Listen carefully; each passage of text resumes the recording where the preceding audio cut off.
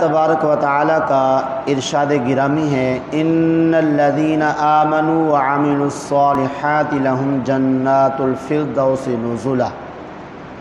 کہ بے شک وہ لوگ جو ایمان لے آئے اور انہوں نے نیک اعمال کیے، ان کی مہمانی کے لیے فردوس کے باغات ہیں، خالدین فیہا، وہ ان باغات میں ہمیشہ ہمیشہ رہیں گے، لا یبغون عنہا حولا، وہ ان سے تبدیلی نہیں چاہیں گے۔ اس آیت مقدسہ میں اللہ تبارک و تعالی نے اپنے بندوں کو نیک اعمال کی ترغیب دی ہے کہ جو نیک اعمال کرنے والے ہیں ان کو جنت الفردوس میں داخلہ دے دیا جائے گا۔ وہ اس جنت الفردوس میں جب جائیں گے تو پھر اس سے باہر نہیں آئیں گے، ہمیشہ کے لیے وہ وہیں پہ رہیں گے۔ پھر جنت کے کسی بھی درجے میں جو ہوں گے، اللہ فرماتا ہے کہ اس سے تبدیلی بھی نہیں چاہیں گے۔ جس طرح دنیا کے اندر چاہے کسی کو اچھے سے اچھا اور عمدے سے عمدہ مکان مل جائے، اس میں رہتے ہوئے پھر بھی اس کی خواہش ہوتی ہے کہ مجھے اس کے بدلے میں کوئی اور مکان مل جائے۔ کوئی دیہات میں رہنے والا ہے تو وہ کہتا ہے شہر میں میرا مکان ہو، اگر کوئی لاہور میں رہتا ہے تو وہ کہتا ہے اسلام آباد میں بھی میرا کوئی مکان ہونا چاہیے۔ اگر کوئی نیک دل ہوتا ہے تو وہ ڈائریکٹ کہتا ہے میرا مکان مدینہ شریف میں بن جائے، جی کہ مدینہ شریف میں میرا گھر ہو، جب چاہوں تو حضور کی بارگاہ میں حاضر ہو جاؤں۔ تو دنیا میں تبدیلی کی خواہش ہر بندہ رکھتا ہے، چاہے جتنا اس کے پاس عمدہ مکان بھی کیوں نہ ہو۔ لیکن اللہ فرماتا ہے جنت میں جو جائے گا، جنت کے اندر وہ تبدیلی نہیں چاہے گا۔ جس کو جس درجے میں رکھ دیا جائے گا، چاہے وہ ادنا درجے والا بھی ہوگا، تو اسی ادنے درجے کو بھی وہ اپنے لیے اعلیٰ درجہ سمجھے گا کہ جو درجہ اللہ تعالیٰ نے مجھے دیا ہے کسی اور کو نہیں دیا ہے۔ ہاں البتہ کوئی اور اللہ تعالیٰ کی بارگاہ میں کسی کے لیے درجے کی تبدیلی چاہے گا تو وہ اللہ تعالیٰ تبدیلی فرما بھی دے گا۔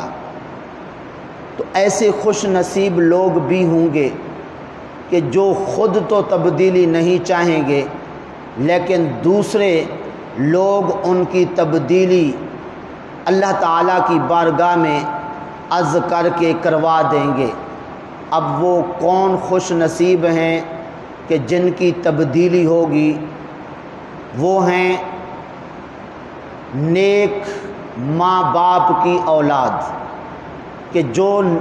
ماں باپ اعلیٰ درجے پر ہوں گے، ان کی اولاد اگر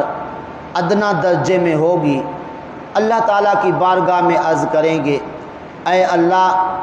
تو نے ہمیں تو اعلیٰ مقام پہ رکھا ہے، اور یہ جو ہمارے بچے ہیں یہ ادنا درجے پہ ہیں، لیکن ظاہر ہے کہ ان کا درجہ اونچا تو نہیں ہو سکتا،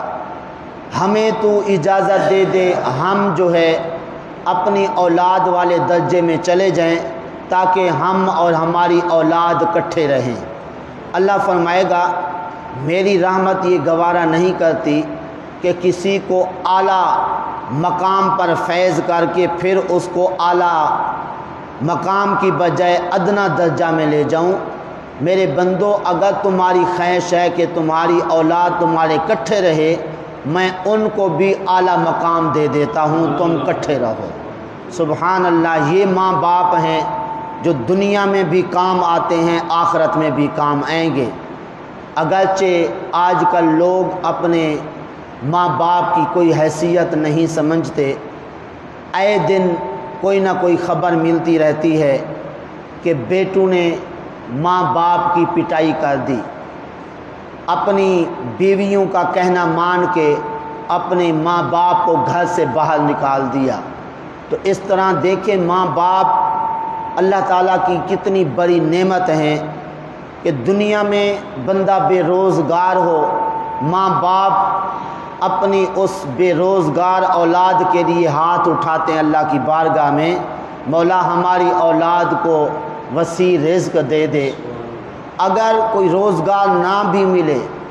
تو خود ماں باپ چاہے اولاد الگ تھلگ بھی کیوں نہ رہتی ہو تو ماں باپ اپنی طرف سے کچھ نہ کچھ اس اولاد کے ساتھ تعاون کر دیتے ہیں کہ ہماری اولاد جو ہے وہ نکارا نہ پھرے، لوگ یہ نہ کہیں کہ فلاں کی اولاد ایسے ویسے ہے۔ تو دیکھیں ماں باپ کا کتنا نرم دل، اور اولاد جو ہے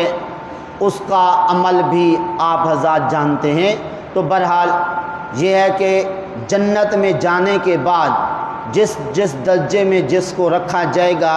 چاہے کسی کا ادنا درجہ بھی ہوگا، وہ خود تبدیلی نہیں چاہے گا بلکہ اس ادنا درجے کو اپنے لیے اعلیٰ درجہ سمجھے گا۔ تو اب جو ہے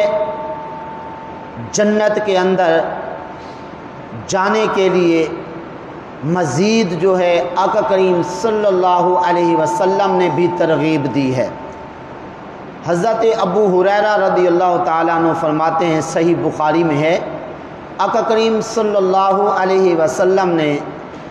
ارشاد فرمایا کہ جس نے اللہ تعالیٰ پر ایمان رکھا اور اس کے رسول پر ایمان لے آیا، نماز قائم کی، ماہ رمضان کے روزے رکھے، اللہ تعالیٰ پر حق ہے کہ اسے جنت میں داخلہ دے دے۔ اور فرمایا جب بھی تم چاہو جنت مانگنا تو تم جنت الفردوس مانگا کرو، کیونکہ یہ جنت الفردوس جنت کے 100 درجوں کے درمیان میں ہوگی، اور یہ بہت بلند ہوگا یہ درجہ جنت الفردوس، اور اسی پر عرش الہی ہے، اور اسی سے جنت کی جتنی نہریں ہیں اسی سے ساری نہریں جو ہیں وہ جاری ہوتی ہیں۔ تو اس لیے کوشش کرنی چاہیے، ہم الحمدللہ ایمان والے ہیں اور ساتھ ساتھ نیک اعمال کریں تاکہ ان نیک اعمال کو کر کے ہم جنت کے اندر جانے کے قابل ہو جائیں، اور جنت میں جا کر جو جنت کی اعلیٰ نعمتیں ہیں وہ ہم حاصل کریں۔ وہ کیا اعلیٰ نعمتیں ہیں ان کا ہمیں پتہ نہیں ہے۔ حدیث قدسی ہے بخاری شریف میں، حضرت ابو ہریرہ رضی اللہ تعالیٰ عنہ فرماتے ہیں، آقا کریم صلی اللہ علیہ وسلم نے ارشاد فرمایا، اللہ تعالیٰ فرماتا ہے میں نے اپنے نیک بندوں کے لیے ایسی نعمتیں تیار کر رکھی ہیں جن کو نہ کسی انسان کے کانوں نے سنا ہے اور نہ کسی انسان کے دل میں ان کا خیال گزرا ہے۔ تو اگر چاہو تو یہ آیت پڑھ لو، فلا تعلم نفس ما اخفی لهم من قرۃ اعین، کہ کوئی شخص نہیں جانتا کہ ان کی آنکھوں کی ٹھنڈا کے لیے کیا کیا نعمتیں چھپا کر رکھی گئی ہیں۔ مطلب یہ ہے کہ دنیا کا کوئی انسان نہیں جانتا کہ جنت کے اندر کیا کیا نعمتیں جنتیوں کے لیے تیار کر کے رکھی گئی ہیں۔ تو اس لیے اگر ایسی نعمتیں جن کا ہمیں پتہ ہی نہیں ہے تو ان کو حاصل کرنے کے لیے کوشش کی جائے۔ نیک اعمال، نماز ہے، ماہ رمضان کے روزے ہیں، حج ہے، جو بھی نیک اعمال کر سکتے ہیں وہ ضرور کریں تاکہ ہمارا بھی جنت میں داخلہ ہو جائے۔ اور ساتھ بڑی خوش نصیبی ہم امت محمدیہ کی یہ بھی ہے کہ امت محمدیہ کے لوگ جو جنت میں جائیں گے سب امتوں سے زیادہ ہوں گے، جیسا کہ حضرت بریدہ رضی اللہ تعالی عنہ فرماتے ہیں آقا کریم صلی اللہ علیہ وسلم نے ارشاد فرمایا کہ اہل جنت کی قیامت کے دن صفیں بنائی جائیں گی اور وہ صفیں 120 ہوں گی، ان 120 کے اندر 80 صفیں جو ہیں وہ میری امت کی ہوں گی، 80 صفیں، باقی 40 صفیں باقی انبیاء علیہ السلام کی امت کی ہوں گی، لیکن 80 صفیں ہمارے آقا کریم صلی اللہ علیہ وسلم کی امت کی ہوں گی۔ تو اس لیے ہم بڑے ہی خوش نصیب ہیں کہ سب سے زیادہ ہم امت محمدیہ جنت میں جائیں گے، لیکن جانے کے لیے پھر اعمال صالحہ لازمی طور پہ کرنے پڑیں گے، لیکن یہ سمجھ کر کہ یہ اعمال صالحہ اللہ تعالیٰ کا قرب دلائیں گے، اللہ تعالیٰ کی